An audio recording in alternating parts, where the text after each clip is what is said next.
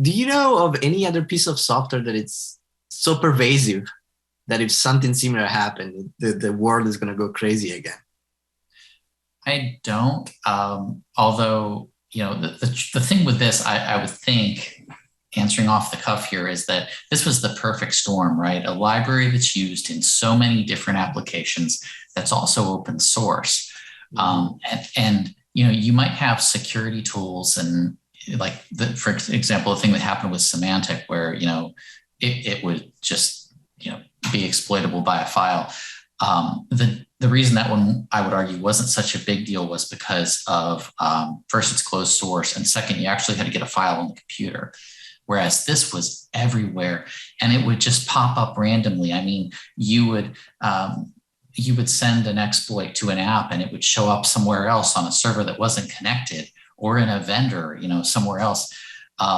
So yeah, I can't think of anything, but I'm not going to say never because it could be right around the corner.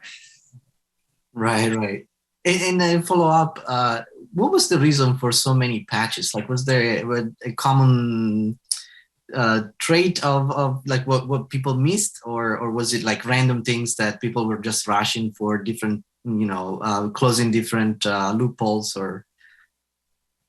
Well, Dr. Padici, all I have to offer you there is speculation.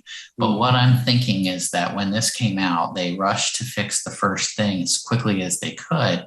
But then all eyes were on it because it was so pervasive and so incredible. So many people were looking at it that they found so many things so quickly.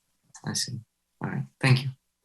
I was curious if you've done any analysis on in terms of users. Like, for example, are you interested in doing something like that? Like, what makes users delayed in getting these patches?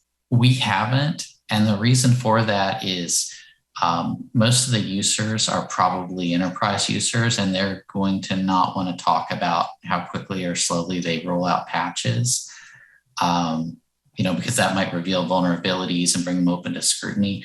It would be really interesting, though, to get a study right off the top. I'm thinking, are there any organizations that are, compelled by regulatory requirements to reveal those timelines?